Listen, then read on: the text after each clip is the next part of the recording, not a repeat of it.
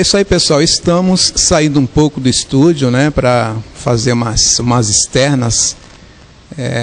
Precisamos dar umas saidinhas, né, e nós estamos hoje em um local muito especial, com uma pessoa muito especial. Mas antes eu quero agradecer as pessoas que nos apoiam, né? Eu quero agradecer o Sindicato dos Trabalhadores dos Correios, que está com a gente sempre. Quero agradecer o Sintraporte, do meu amigo Robson Apolinário, né, que dá uma força legal também. E o Cantinho das Noivas, né? Se você quiser um traje legal, você pode estar indo até o Cantinho das Noivas, tá? Que você com certeza vai ter uma roupa bem legal para a sua festa, tá bom? E mais uma vez agradecendo a todas as pessoas que nos param na rua para nos cumprimentar pelo nosso programa. Graças a Deus, como diz a molecada, está bombando, né? Graças a Deus a coisa tá bem legal. E nós hoje temos uma surpresa muito boa. Surpresa essa que eu já estou galgando aí há uns 6 meses mais ou menos, né? Esse cidadão que está comigo me prometeu uma entrevista e hoje finalmente nós estamos juntos para poder fazermos essa entrevista, né? Esse cidadão, com certeza, é o Netinho de Paula, né? Netinho, programa Cidadão e Cidadã, aqui do Guarujá, quer te agradecer antecipadamente por essa entrevista, né? E que bom que você está com a gente. Como é que você está? Bom, primeiro eu quero agradecer, né? Você é meu mano, falou que foi 6 meses que eu estou demorando para dar entrevista, mas você está vendo como é que está a vida do Negrão, você tem que aliviar. Muito corrido. Batalhando muito, mas eu que te agradeço por abrir esse espaço, por virem até mim. A gente que veio visitar aqui a Prefeitura do Guarujá, para conhecer de perto o trabalho que vem sendo desenvolvido na Coordenadoria do Negro. Agradeço muito essa oportunidade de poder conversar com vocês. Netinho, como eu faço com todos meus entrevistados, para a gente poder estar pegando um panorama assim, né? Eu pergunto para o convidado, quem é, no teu caso, quem é Netinho de Paula? Cara, Netinho de Paula é um cidadão muito comum que conseguiu contrariar as estatísticas. Um cara que tinha tudo para ir para um caminho que, sem a base de apoio social, acontece com a grande maioria, que é de desandar, mas conseguiu contrariar. Agora, Neto, conta um pouquinho da sua infância pra gente. Um menino de origem muito humilde, né? Minha mãe dona de casa, meu pai gráfico.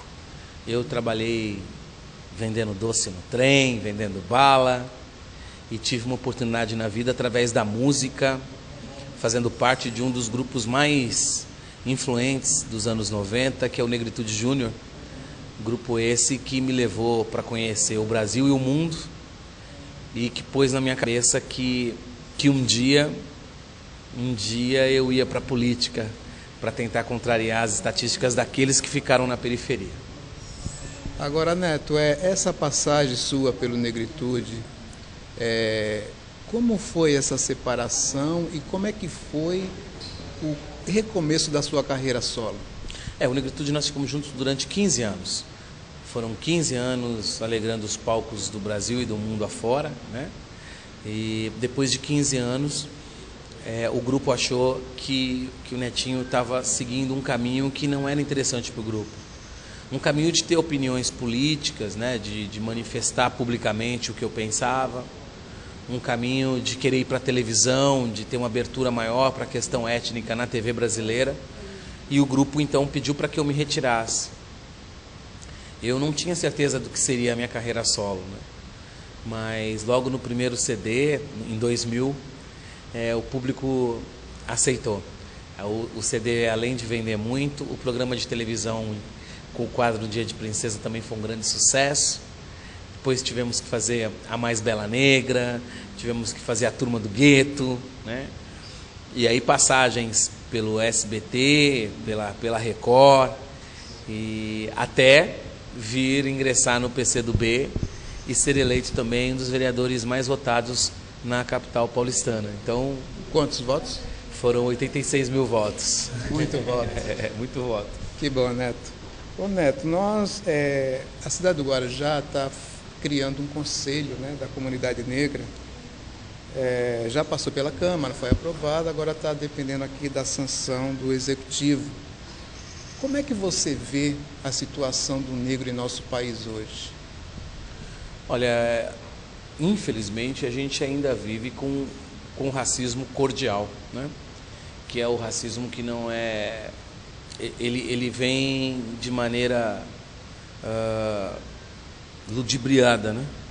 Ele não é claro, as pessoas não expõem, ninguém fala eu não gosto, mas ele vem a título de sanção social, ou seja, você não emprega, você não empodera, você não abre espaço.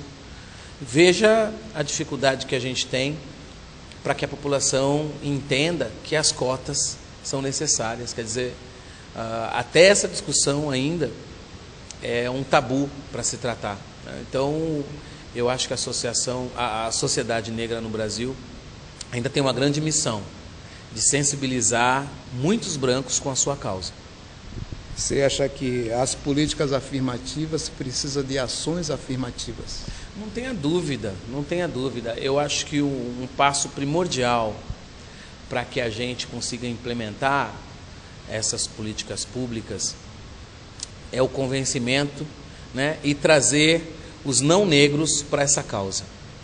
Porque uma maneira muito eficaz de desconstituir a ideologia, o pleito, né, é você falar que isso é uma coisa em causa própria, os negros falando para os negros. Quando a gente tem a sociedade brasileira, quando a gente tem o índio, quando a gente tem o branco, tratando a causa racial com um olhar verdadeiro, isso sim tem um grande efeito para a gente. Então a ideia, uma grande missão eu acho que o movimento negro tem, a coordenadoria tem, é de atrair as pessoas que são simpatizantes das nossas causas. Certo, nós vamos agora para um breve intervalo. Na volta eu queria que você me falasse sobre música, né? Sobre a inserção, né, do cidadão através da música, tá bom? Daqui a pouquinho a gente volta.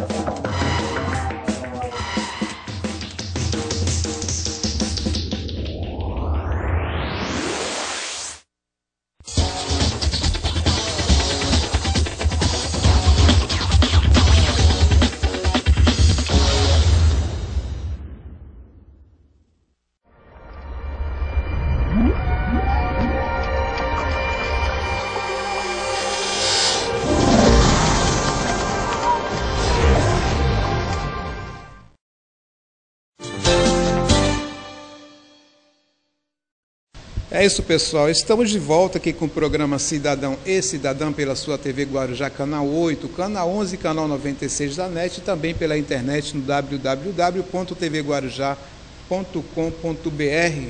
Queremos agradecer nossos apoiadores, né, o Sindicato dos Trabalhadores dos Correios, que sempre dá uma força para a gente, na figura do nosso presidente e todo o corpo ali que faz o sindicato, né, o Francisco Nunes, o Kiko. E também o Sintraposte, nosso amigo Robson Apolinário, que está sempre dando uma força para a gente, e o Cantinho das Noivas, né, que está vestindo muita gente nessa cidade, tá ok?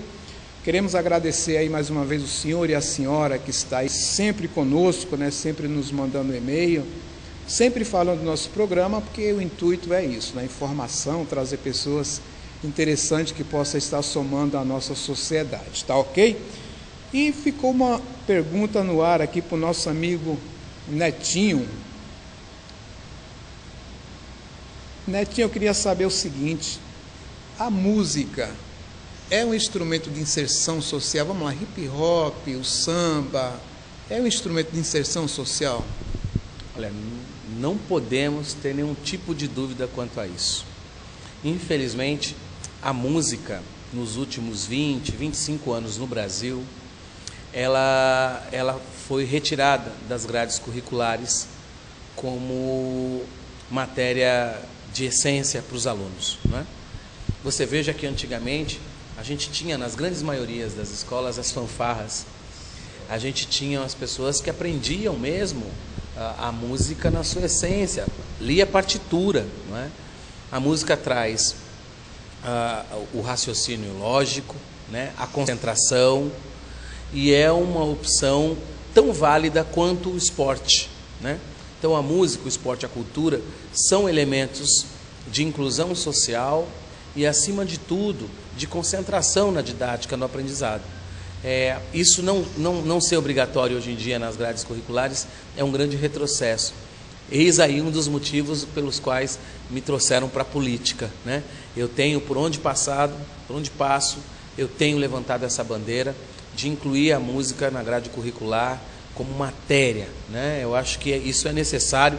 A gente vive num Brasil de hoje em que esses elementos foram desprezados e a música acaba servindo a outros interesses. A gente vê algumas letras induzindo ao sexo, induzindo ao crime, porque a deturpação da arte, quando ela não é tratada com a dignidade que merece, ela serve a outros interesses, né?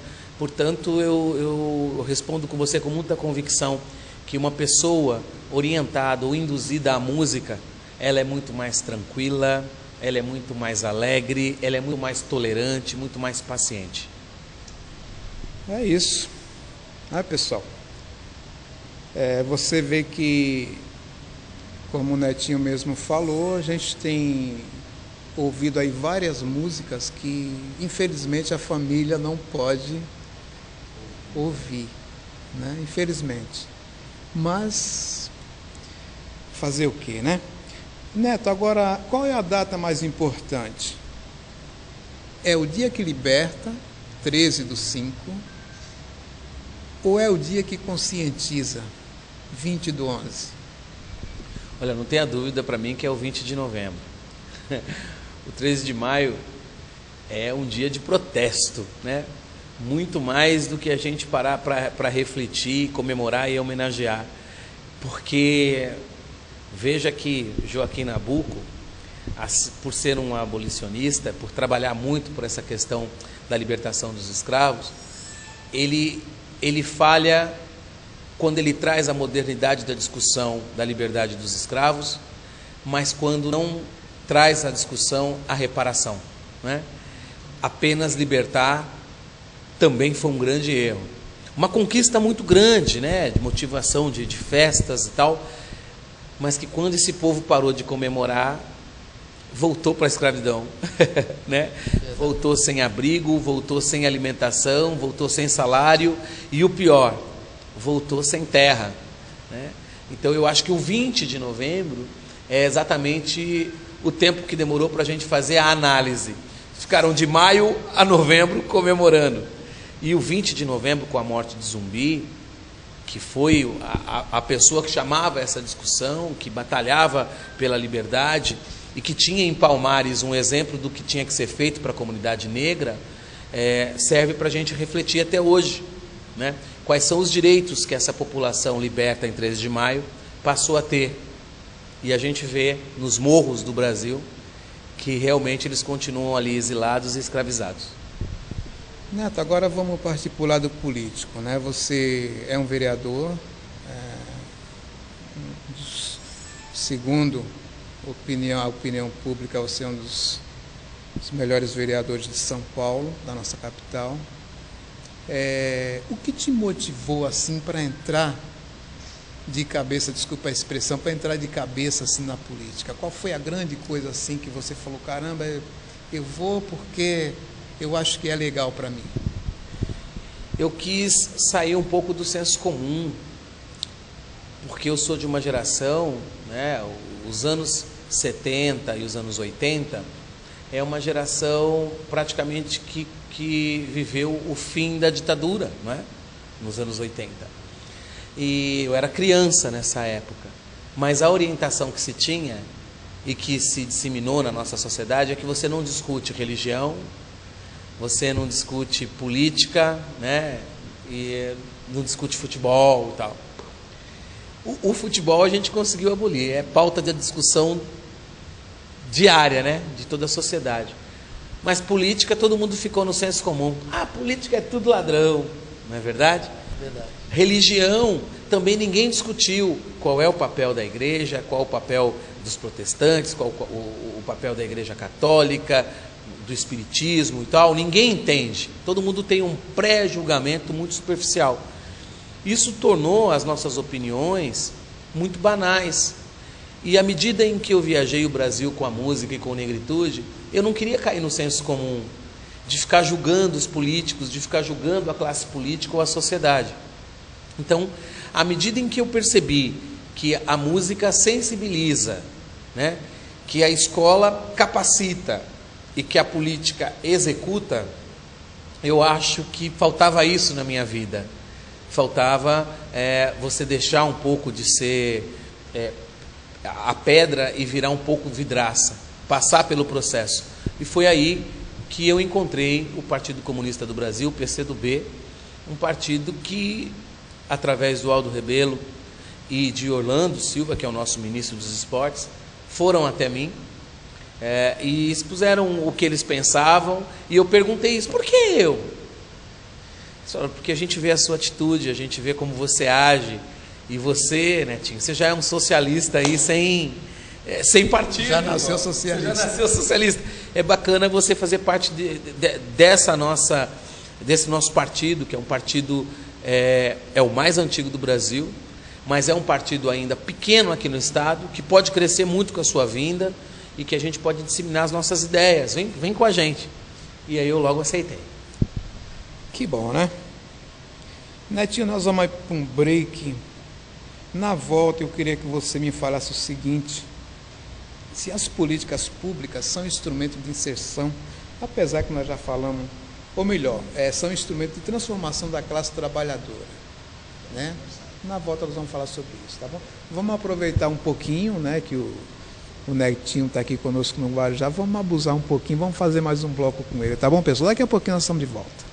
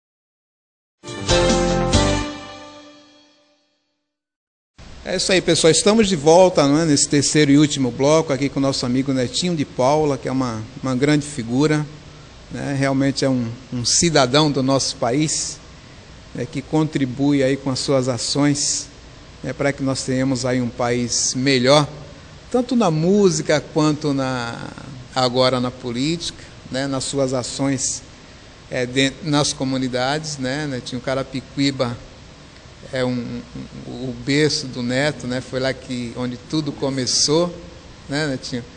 E eu queria saber de você, pergunta que ficou no ar aí: as políticas públicas são instrumento de transformação da classe trabalhadora, Neto? Como é que você vê? Não tenha dúvida, né?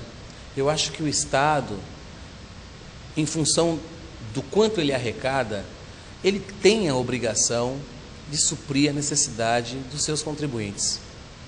Essa é a base do socialismo, do capitalismo, a base do partido que eu defendo, porque essa distribuição de renda, atingindo a sociedade, né, sendo de maneira coerente distribuída, a gente tem uma sociedade que pode sonhar. A gente tem o filho do trabalhador sendo bem tratado, sonhando em ser médico. Ou seja, o filho do trabalhador podendo sonhar ser mais que o pai. É aí que emerge uma sociedade, né? Quando as pessoas mais humildes têm pelo menos o direito de sonhar, né? Veja você, por exemplo, que meu pai sempre foi um gráfico, né? Sempre trabalhou muito, meu pai nunca teve carro, a gente não tinha telefone, a nossa comida ela dava até o dia 23, 24, do dia 24 ao dia 30 era uma luta em casa, era sopa todo dia, né?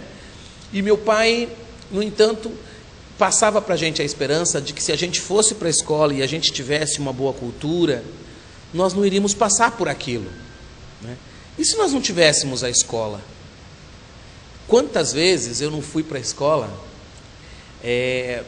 por causa da merenda? Quantas vezes eu não fui só para poder comer? E muitos hoje ainda fazem isso, né? Infelizmente. Hoje, o Brasil, pode parecer que não, porque, é claro, a gente está falando agora, nos últimos 8 anos, de quase 12 milhões de pessoas que tiveram suas carteiras assinadas, né? Foram reconhecidas como trabalhadores pelo Brasil. Mas ainda há um contingente enorme de pessoas que são excluídas, que não têm acesso a isso. Portanto, se a merenda na escola for uma merenda de qualidade, a gente está melhorando a capacidade de entender e de assimilar daquela criança. Se o posto de saúde atender, tiver bons remédios, tiver bons profissionais e atender a nossa sociedade com carinho e com profissionalismo, a gente vai ter pessoas mais saudáveis. E esse é o papel do Estado, esse é o sonho, é fazer com que as políticas públicas realmente sejam efetivamente implementadas. A política só deve servir a isso. Essa é a base do que eu penso, é a base do partido que eu defendo, né? Acredito sim, as políticas públicas transformam e melhoram muito a vida do trabalhador. Neto, praticamente você já respondeu essa pergunta que eu ia te fazer agora. Assim, como vereador, né, como uma pessoa que está inserida aí nas classes, né, menos favorecidas, vamos falar assim, qual a sua visão de país hoje? Como é que você vê nosso Brasilzão aí? Ele melhorou? Para eu falar do Brasil de hoje, eu tenho que comparar com o Brasil de ontem. E a melhor comparação que a gente faz é a comparação dos 8 anos também de governo do presidente Fernando Henrique, que foi um governo que tentou, ao seu modo, fazer um ajuste cambial, tentou, ao seu modo, sanar as contas do Estado, mas com uma medida que eu acho que nós, hoje, comparando com o governo Lula, ela não foi a medida correta. Veja que a gente consegue calcular um Brasil de 8 anos atrás, gerou 8 anos atrás, porque o governo Lula termina agora, né? Então, o governo Lula gerou 12 milhões de empregos.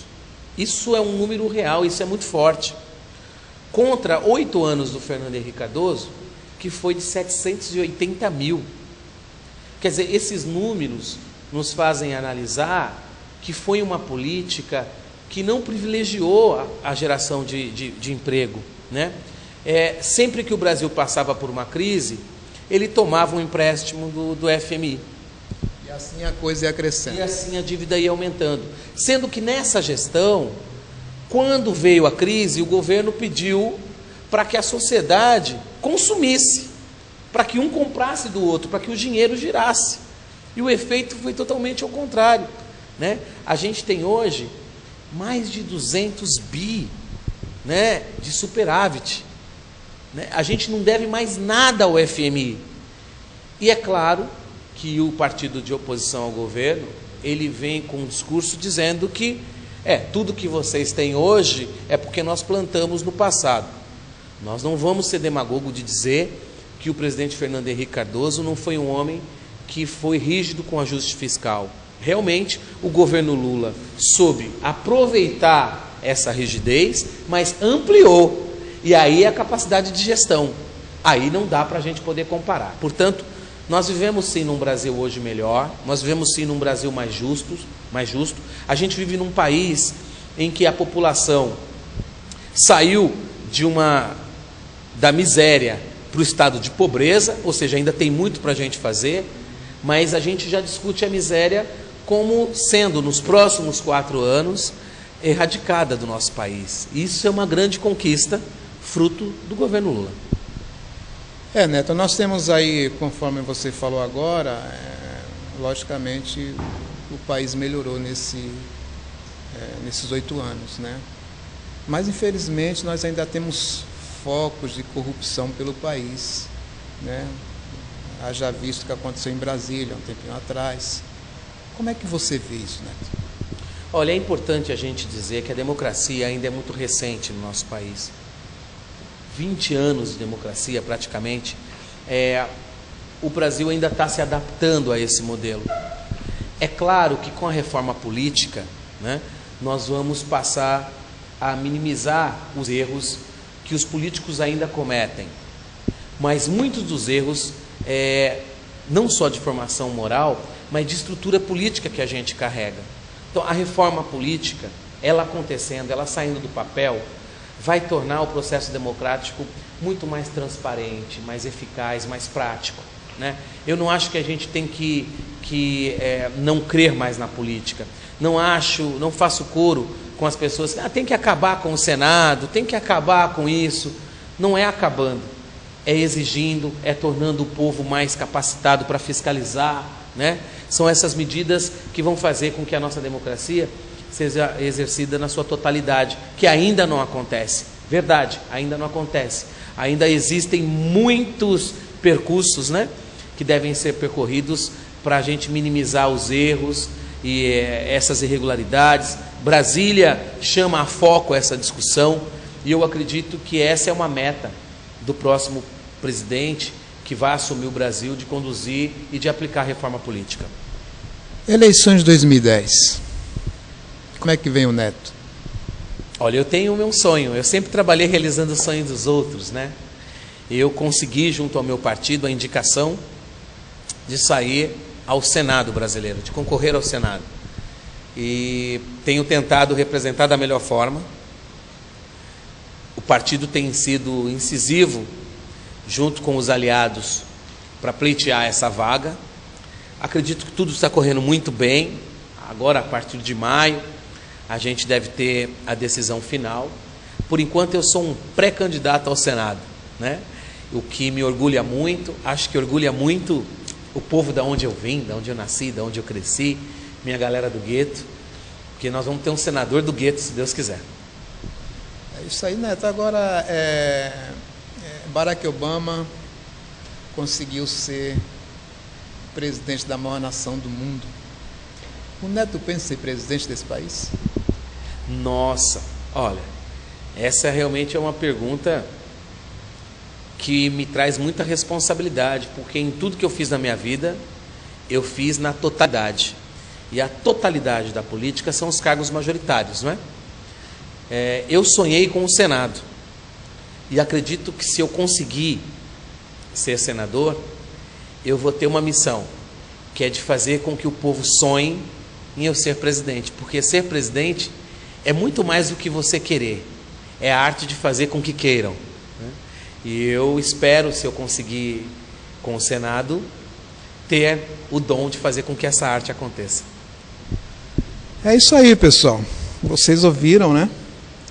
Eu quero agradecer ao Neto, né? Quero agradecer pela sua vinda aqui à nossa cidade, Guarujá e Vicente Carvalho, e que você volte mais vezes, tá bom? Esteja sempre conosco aí para a gente bater uma bolinha na praia, tomar um guaranazinho por aí, uma água de coco, tá bom, Neto? E seja bem-vindo à nossa cidade, tá ok? Com certeza você vai fazer muito sucesso aí nessa sua trajetória política, né? Você com certeza é um homem do povo, tá ok?